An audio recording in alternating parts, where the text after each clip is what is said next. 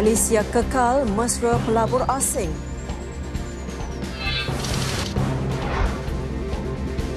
Pengawal kualiti kilang dituduh sokong Daesh. Jalan hubungkan Kuala Terengganu LPT2 dibuka.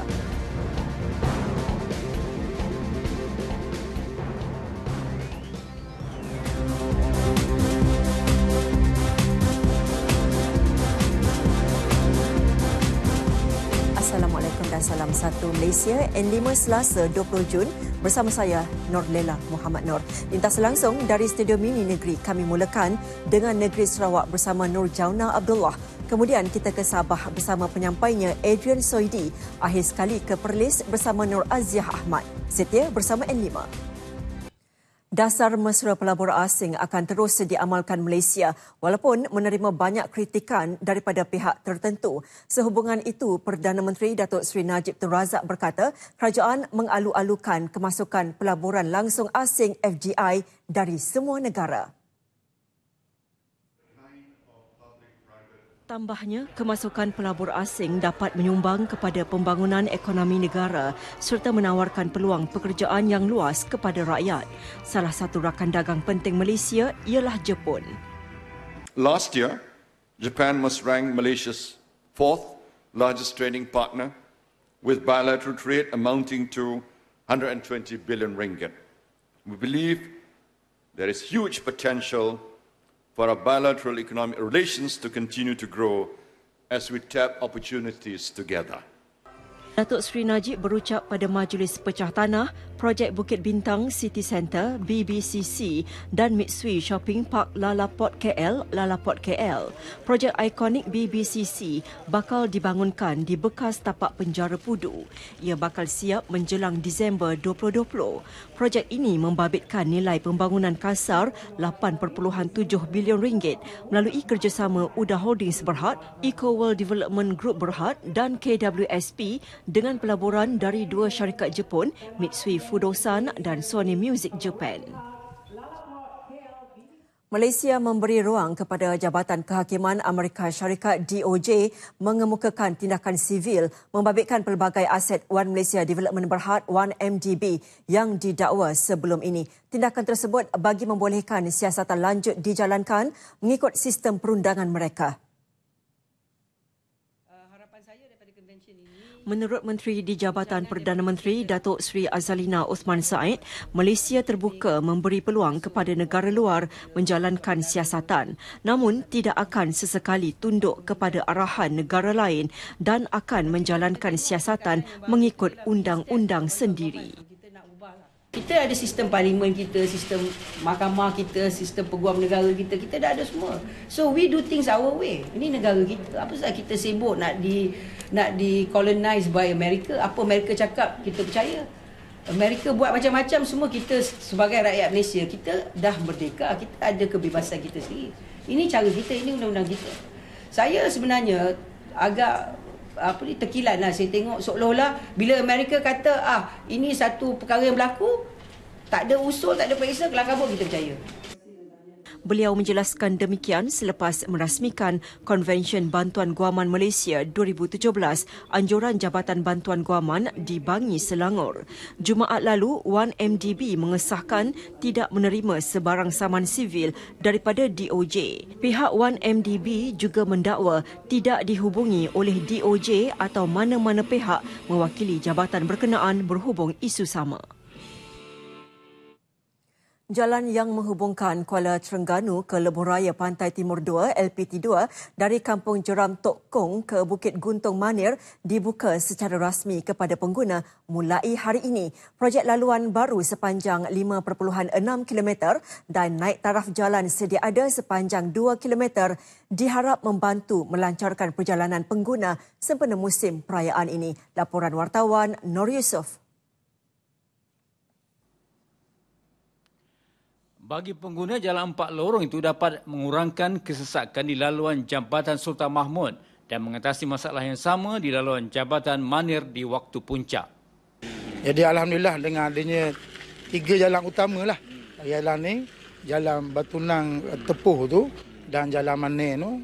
Jadi saya rasa sekurang-kurangnya kesesakan tu berkuranglah. Ataupun sebagai jalan pintas bagi penduduk-penduduk sebelah sana untuk pergi ke bandar Kuala Terengganu.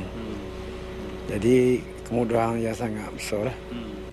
Yang sibuk yang dulu tu bila lalu ikut sini kemudahan lebih sempurna lagi. Sementara itu, Menteri Besar Datuk Seri Ahmad Razia Abdul Rahman berkata projek jalan dan jambatan itu dibina dengan kos hampir 226 juta ringgit. Walaupun agak tinggi, namun projek itu bagi memenuhi keperluan dan keselesaan rakyat. Jadi jalan ini dah siap masuk jalan jambatan yang Pulau Sekati itu, kita komplit. Jadi daripada sini untuk terus ke LPT 2, dia boleh direct terus, tak ada masalah. Beliau mengumumkan pembukaan kemudahan asas utama itu selepas majlis penyerahan projek pembinaannya di tapak projek di Jeram Tok Kom Maner, Terengganu. Dan juga ia menjadi laluan alternatif bagi pengguna dari Besut Setiu ke Kuala Terengganu dan sebaliknya. Dan ini merupakan hadiah untuk sambutan Hari Raya yang bakal menjelma tidak lama lagi. Bersama juru kamera Atika Yusof, kru Muhammad Jeffrey, Nur Yusof, ATM. Asnaf di bandar istilahnya kelihatan janggal. Namun itulah realiti sebahagian besar penduduk PPR di ibu kota Kuala Lumpur. Sempena menjelangnya Syawal tahun ini, RTM menerbitkan laporan eksklusif dengan kerjasama Kementerian Wilayah Persekutuan bagi menyelami kehidupan keluarga yang dikategorikan sebagai asnaf di Kuala Lumpur. Saksikan laporan khas Baiti Jannati yang diterbitkan wartawan Syahril Sarapudin.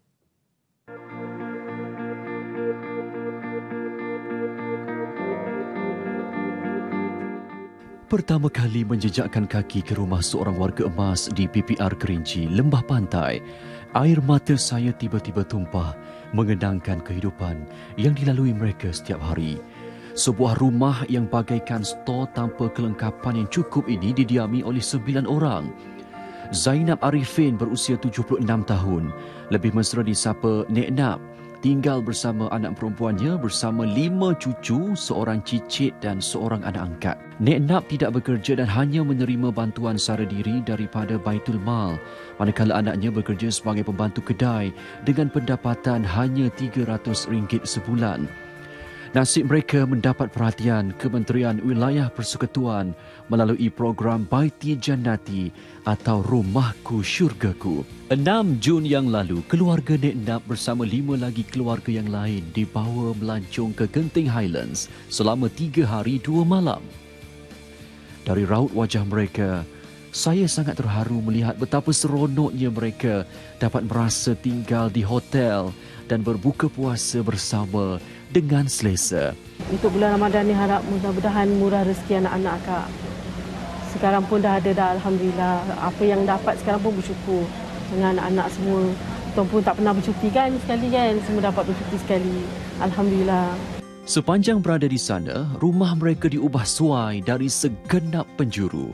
Dapur, lantai, kipas, lampu, cat, perabot semuanya serba baru.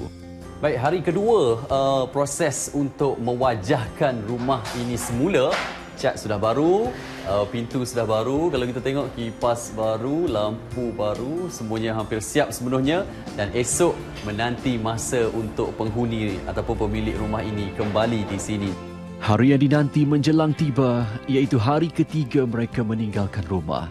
Keluarga Nek Nap pulang dari Genting Highlands dan mereka dibawa membeli belah pakaian kelengkapan raya. Selesai membeli belah, akhirnya tibalah masa untuk mereka pulang ke rumah. Saat pintu rumah dibuka, Nek Nap sekeluarga terkejut kerana yang menanti mereka di dalam rumah ialah Menteri Wilayah Persekutuan dan rombongan penaja. Bagaikan tidak percaya, rumah mereka berubah wajah 360 darjah. Jadi rumah ni, Pak makcik tak payah bayar tiap bulan dah. Kita bagi, dia bagi oleh Selcom. Ini kunci dia, kan dia? Pihak Selcom telah memberi sumbangan kos pembelian rumah.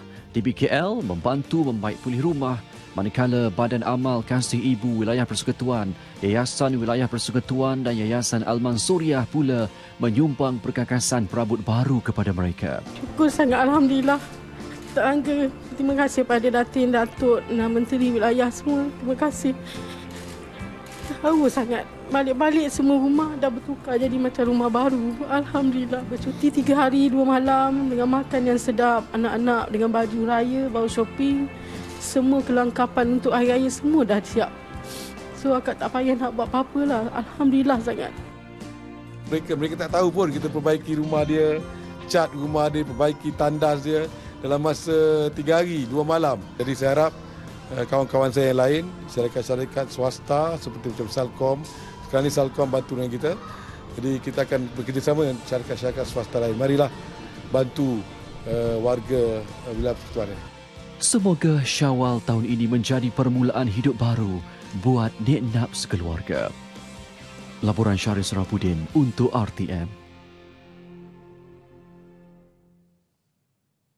Seorang pengawal kualiti di sebuah kilang dihadapkan ke Mahkamah Magistrate atas 2 tuduhan memberi sokongan dan memiliki bahan berkaitan pengganas Daesh Mei lalu.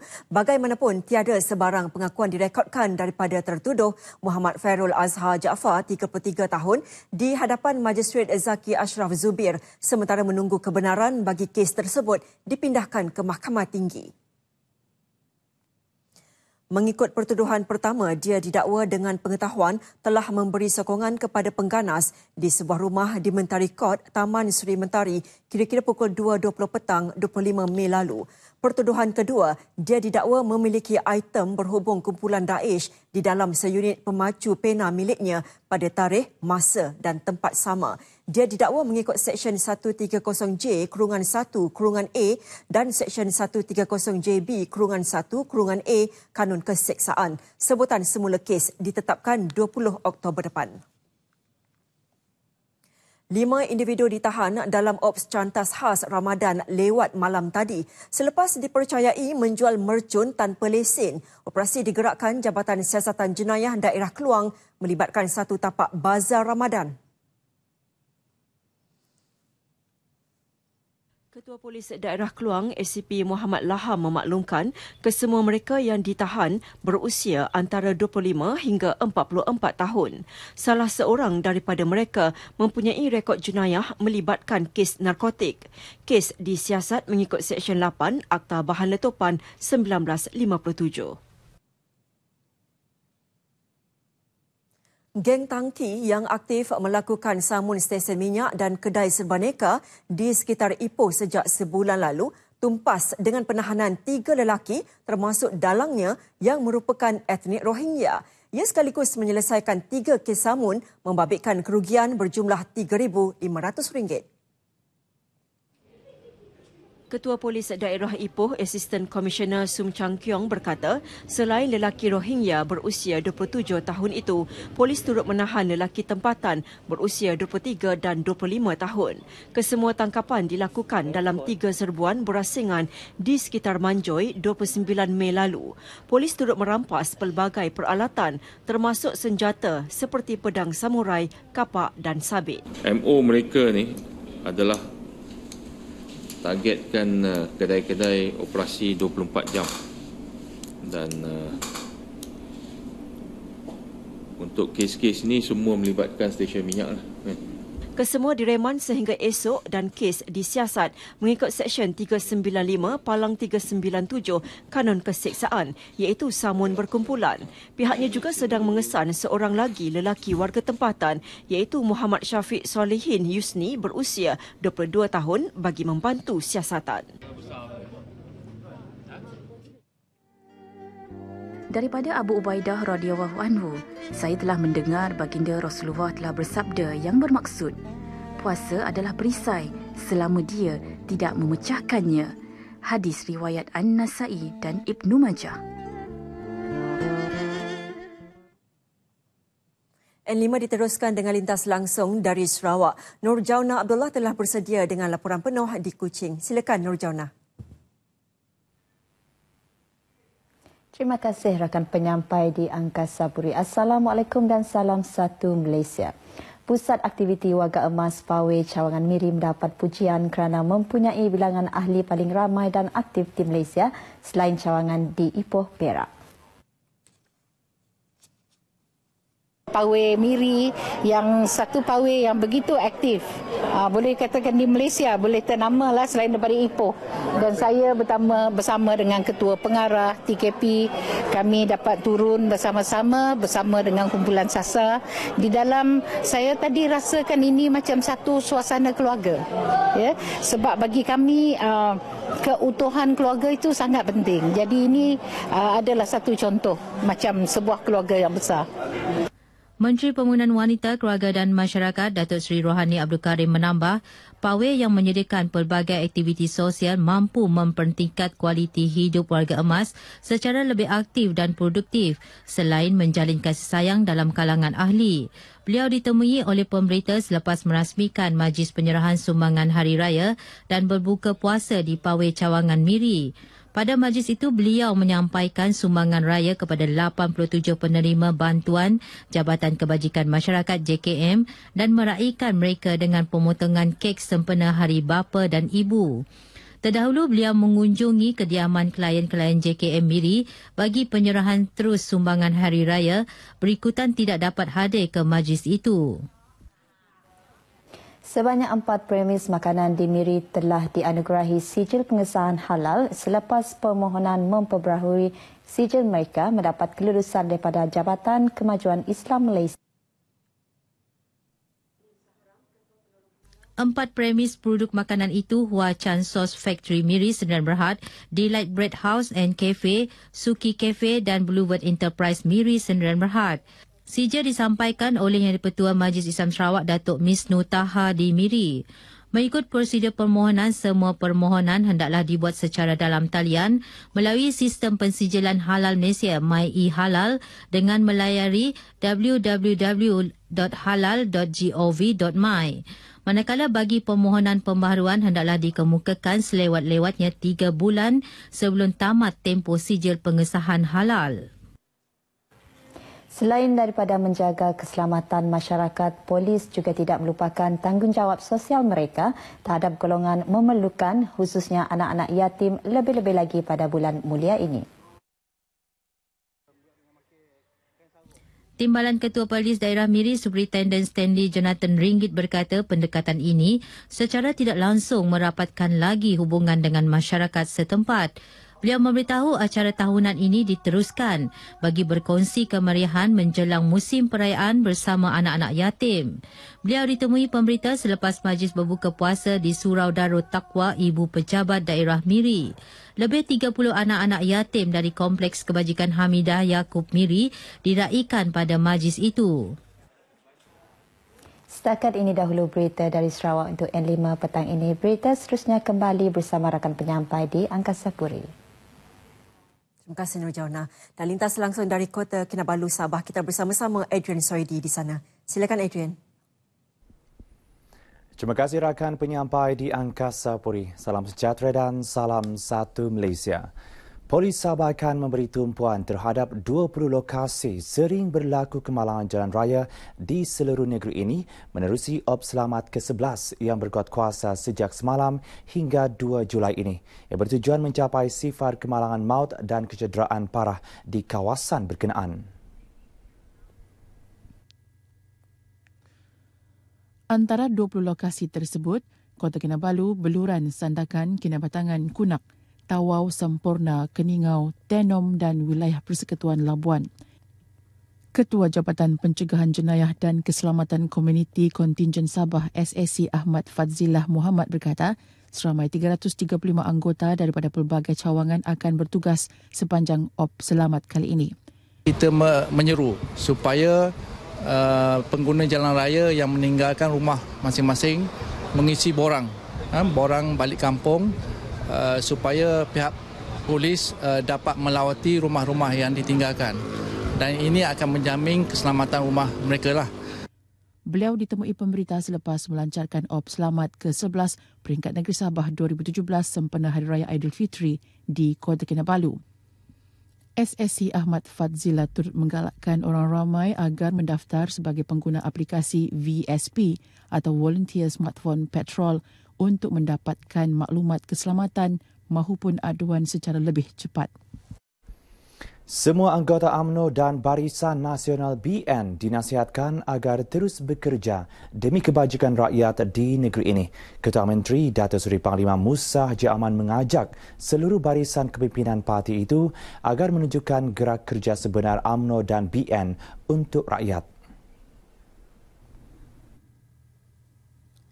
Datuk Musa menegaskan perkara itu dalam ucapannya yang dibacakan Ketua UMNO Bahagian Kelabakan, Datuk Seri Abdul Ghafur Saleh dalam program Iftar Ramadan UMNO Zon 6 merangkumi UMNO Silam, Semporna, Tawau dan Kelabakan di Masjid Ar-Raudah Lahdatu.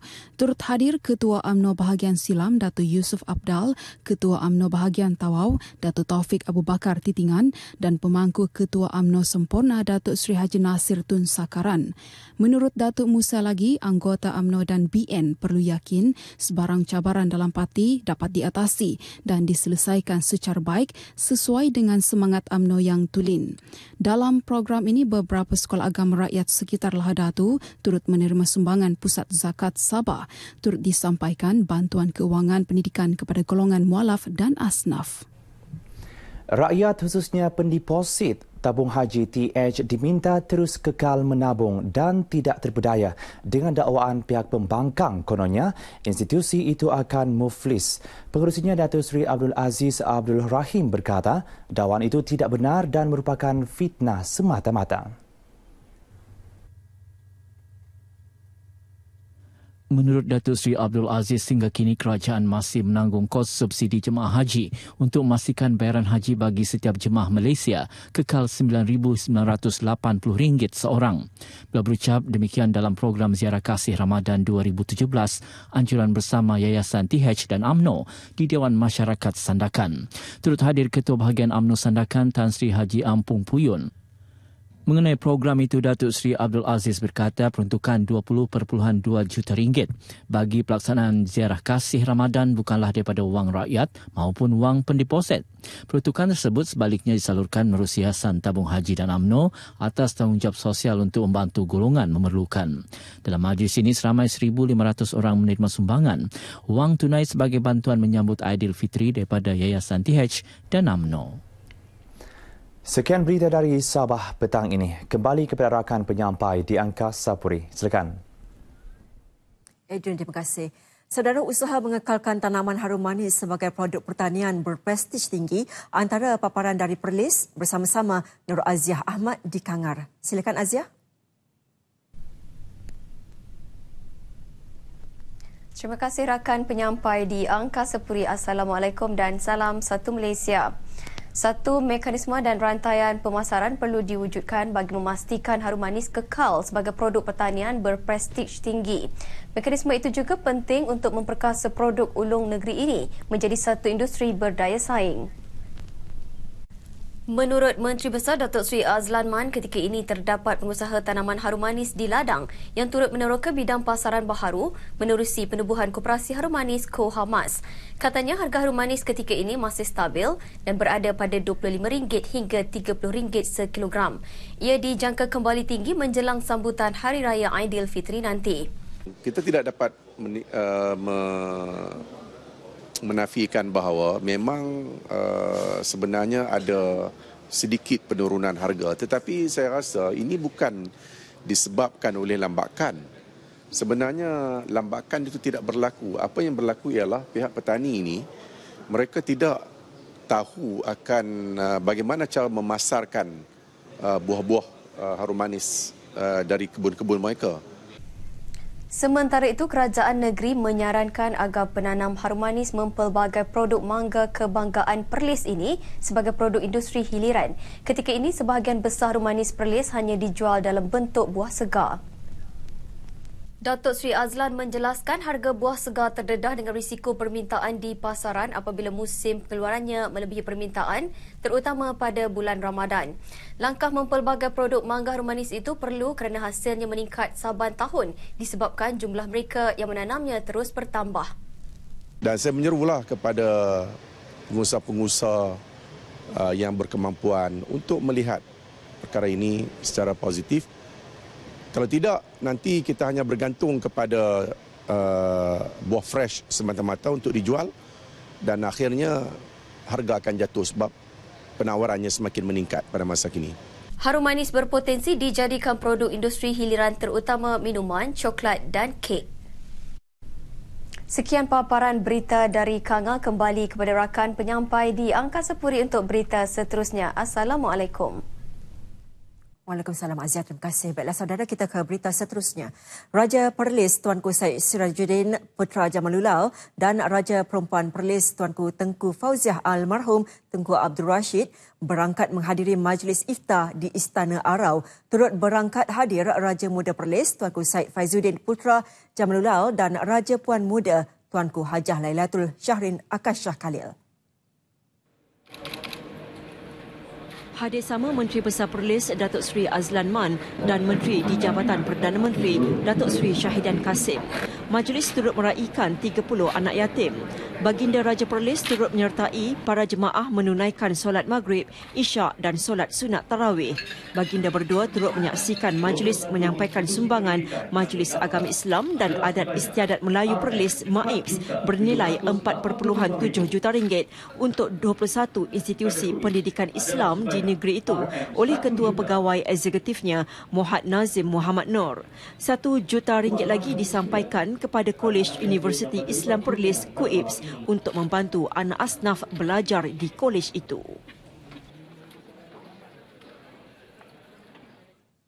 Seterusnya laporan cuaca, kita bersama dengan Arif Adnan di Jabatan Meteorologi Malaysia. Silakan. Terima kasih rakan penyampai di Angkasa Puri. Assalamualaikum dan salam satu Malaysia. Laporan cuaca dimulakan terlebih dahulu dengan melihat kepada carta angin. Secara amnya, angin bergerak dari arah barat merentasi semenanjung Malaysia dan juga negeri Sabah dan Sarawak dengan kelajuan kurang dari 40 km sejam. Melalui pemerhatian imej satelit pada ketika ini, pembentukan kelompok awan aktif lebih tertumpu di sekitar kawasan negeri Sabah serta di kawasan perairan Sabah. Untuk melihat keadaan cuaca semasa kita beralih ke paparan imej Gemar Radar. Pada ketika ini hujan beserta ribut petir di 1-2 tempat sedang berlaku di kawasan negeri Perak, Selatan Pahang dan juga di negeri Johor.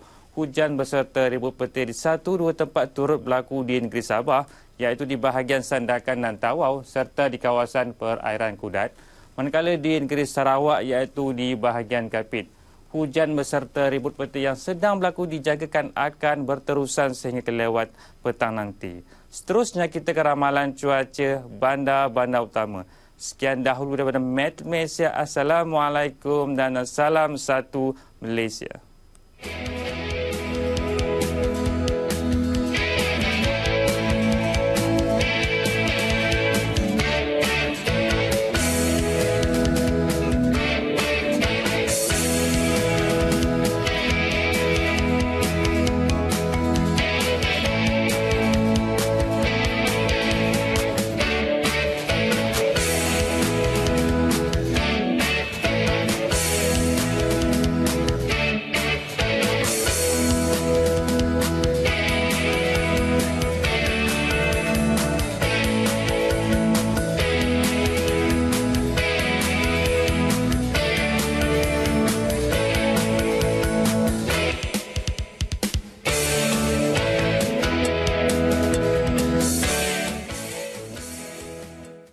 Nasional 5 berakhir di sini. Saya Norlela Muhammad Nur. Assalamualaikum dan salam satu Malaysia.